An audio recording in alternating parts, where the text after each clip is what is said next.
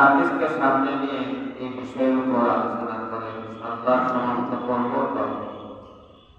আমি আল্লাহর কাছে তৌফিক চাই, আপনারা বসে বসে দোয়া করুন। এই বিষয়টা অতি সহজে বুঝাইতে পারি, যার দরুন আমার এবং আপনাদের সকলের উপকার হয়। সকলের জীবনটাকে লেনদেন ব্যাপারে কোরআন এবং হাদিসের আলোকে যেন নিজের জীবনটাকে গড়তে পারি, এই ফিকির যেন আল্লাহ পাক আপনার আমাকে দান করেন, এই তৌফিক যেন আল্লাহ পাক আপনার আমাকে দান করেন। মনোযোগ সহকারে, গভীর মনোযোগ সহকারে শুনতে, আমার জীবনের দিকে লক্ষ্য করে আমার জানা কত ভুলের মধ্যে আসি, কত ভুলের মধ্যে ডুবে আসি, কিন্তু নিজের গাফলাতি দূর করতে পারতেছি না। লেনদেন ব্যাপারে আমাদের সচেতন হওয়ার দরকার। আরো জীবনকে গাফলাতের মধ্যে ফেলে আল্লাহ পাক রব্বুল আলামিনের সন্তুষ্ট চিহ্ন করে আল্লাহর কাছ থেকে আমরা অনেক দূরে চলে গেছি। এই জন্য সর্বপ্রথম এই আয়াতের অর্থকে বোঝার চেষ্টা করি। আল্লাহ রাব্বুল আলামিন সূরা বাকারা, সূরা নিসা 29 নম্বর আয়াত আমি আপনাদের সম্মুখে তেলাওয়াত করব। তার অর্থ হলো, ইয়া আইয়ুহাল্লাযীনা আমানু, হে ঈমানদারগণ, লা তা'কুলু আমওয়ালাকুম বাইনাকুম বিল বাতিল, তোমরা পরস্পর একে অপরের সম্পদ অন্যায়ভাবে গ্রাস করিও না, বক্ষণ করিও না। তবে পারস্পরিক সম্পত্তি ক্রমে কোনো ব্যবসা করা হলে তার জন্য হালাল। অর্থাৎ এই আয়াতের মধ্যে একে অপরের সম্পদ অন্যায়ভাবে জুলুম করে, অন্যায়ভাবে অনুমতি ছাড়া যেন গ্রাস না করি, অন্যায়ভাবে যেন আমি না খাই, আল্লাহ পাক ওই আয়াতের মধ্যে উল্লেখ করেছেন। হাদিসের মধ্যে আল্লাহ রাসূল সাল্লাল্লাহু আলাইহি ওয়াসাল্লাম বলেছেন, ওয়াকালা নবী সাল্লাল্লাহু আলাইহি ওয়াসাল্লাম, লা ইয়াকিল্লু মান ইমরিইন মুসলিমিন ইল্লা বিদিবিন নাফসিহি। হাদিসের অর্থ, কোন মুসলমানদের মালপত্র, দাস স্বতঃস্ফূর্ত অনুমতি ছাড়া তোমার জন্য ব্যবহার করা বৈধ নয়। অনুমতি লাগে, অনুমতি ছাড়া অন্যের মালপত্র খাওয়া, ব্যবহার করার অনুমতি শরীয়তে নেই। এই দুইটা আয়াত এবং হাদিসকে সামনে রেখে এই কথাই বোঝা যায়, এটা বন্দার হক, আল্লাহর হক আছে, বন্দার হক আছে। এই আয়াতের মধ্যে দ্বীনের একটা বিশাল অংশ এবং হাদিসের মধ্যে দ্বীনের একটা গুরুত্বপূর্ণ অংশের উল্লেখ করেছে। এই বিষয়ে শুরু করার আগে একটা ভূমিকা আমি আপনাদের সামনে দিতে চাই। মানুষ সামাজিক জীব, সমাজ ছাড়া মানুষ চলতে পারে না, সমাজ নিয়েই চলতে হয়। একে অপরের কাছে ধার দিতে হয়, একে অপরের কাছে দেখতে হয়, একা একা চলা সম্ভব। এই জন্য অপার হয়ে কিছু লেনদেন থাকবে, পাওনা দাওনা থাকবে। আমিও পাইব অন্যের কাছে, অন্যরাও আমার কাছে পাইবে। যেহেতু সামাজিক জীব, সমাজ নিয়ে আসে, সমাজ তবে আপনি আমাকে নিয়ে একসাথে চলার প্রয়োজন হয়। চলতে গিয়ে কিছু লেনদেন, আচার আচরণ ব্যবহার ভালো হইতে পারে, খারাপ হইতে পারে। ঋণ গ্রহণ করতে পারি, একজন ঋণ দিতে দিতেও পারি, ঋণ দাতাও হইতে পারি, ঋণ গ্রহণকারী হইতে পারি। আমি অন্যজনকে করাল দিতে পারি, আমি অন্য কাছ থেকে করাল আনতে পারি। আমার কাছে কারো পাওনা আছে, আমিও কারো কাছে পাওনা পাই। বস্তু ছোট হোক বড় হোক, জিনিস ছোট হোক বড় হোক, এটা অত্যন্ত গুরুত্বপূর্ণ বিষয়। লেনদেন আপনি আমার সামাজিকভাবে চলতে গিয়ে অনেক ঝামেলার মধ্যে পড়ে যায়, ঝামেলার মধ্যে পড়তেই হবে, করা লাগবে, না পড়িয়া করা যাবে না। এই জন্যই আপনি আমার প্রত্যেকটা দিনের জীবনের লেনদেন যেন স্বচ্ছ পবিত্র থাকে, সাফ সুতরা থাকে, লেনদেনটা বাড়ে। এই ব্যাপারে আল্লাহ রাব্বুল আলামিন বিশ্বনবী মুহাম্মদুর রাসূলুল্লাহ সাল্লাল্লাহু আলাইহি সাল্লাম সচেতন করছেন। চাই পুরুষ হোক চাই মহিলা হোক, প্রত্যেক নরনারী যেন তার জীবনের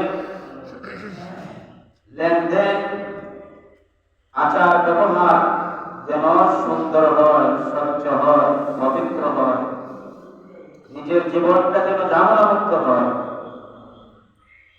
এই জন্য খুব হুঁশিয়ার গুরুত্বপূর্ণ একটা বিষয়। অথচ এত বড় গুরুত্বপূর্ণ একটা বিষয় কিরকম গুরুত্বপূর্ণ, হেদায়া শরীফ যারা আমরা উলামায়ে কেরাম লেখাপড়া করছি, গুরুত্বপূর্ণ একটা কিতাব,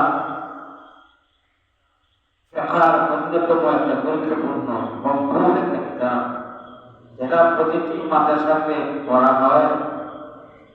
আমরা পড়ি, আমরা লেখাপড়া করি, লেখাপড়া করাই।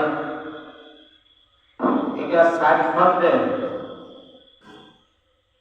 1 ঘন্টার 60 ঘন্টার ভিতরে তাহারাত থেকে নিয়ে মিরাজ পর্যন্ত শরীয়তের বিধানগুলা 60 ঘন্টায় দেখছে। এর মধ্যে প্রথম খণ্ডের মধ্যে তাহারাত সম্পর্ক, আর দ্বিতীয় 3 খণ্ড লেনদেন আচার আচরণ। অর্থাৎ 60 খণ্ডের মধ্যে প্রথম খণ্ডতে ইবাদত, আল্লাহর হক মানে ইবাদত। প্রথম খণ্ডতে ইবাদত, আল্লাহর হক। বাকি 3 খণ্ডের মধ্যে মুআমালাত, মুআশারাত। এই 3 খণ্ডের মধ্যে একে অন্যের মুআমালাত, পরস্পরের লেনদেন, মুআশারাত, আচার আচরণ ব্যবহার। এই 3 খণ্ডের মধ্যে এইগুলাই শুধুমাত্র লেনদেন, অন্যের হক, বিক্রি, ক্রয় বিক্রি, কথাবার্তা, চলাফেরা, আচার আচরণ, ব্যবহার বিধি, এই 3 খণ্ডের মধ্যে এটা হচ্ছে। আর 1 খণ্ডের মধ্যে শুধুমাত্র আল্লাহর হক, অর্থাৎ ইবাদত, ইবাদত যা কিছু আছে সব আল্লাহর হক। মুআমালাত আর মুআশারাত এই সবগুলো হইল বান্দার হক। খুব গভীর মনোযোগ সহকারে আমরা আপনাদের কোন জায়গায় বাড়ি? সেন্ট মার্টিন কক্সবাজার। মাশাআল্লাহ, অনেক করে আমরা মেহমান, দূরবর্তী মেহমান, অত্যন্ত খুশি হই। আল্লাহ পাক আপনাদের এই আশাকে কবুল করুন, আমিন। দিন শিক্ষার জন্য আসা আপনারা তালিবুল ইলম, আপনাদের খেদমত করা আমাদের জন্য অত্যন্ত জরুরি। বিষয়গুলো আমরা সকলেই কান দিয়ে শুনি। 3টি খণ্ডের মধ্যে বান্দার হক, আচার ব্যবহার, বিধিবিধান 3 খণ্ডের মধ্যে হেদায়ার মধ্যে উল্লেখ করছেন। আর 1 খণ্ডের মধ্যে মাত্র আল্লাহর হক, ইবাদত সম্পর্কে আলোচনা। তাহলে বোঝা যায় দিনের 4 অংশের মধ্যে 3 অংশ হইল বান্দার হক।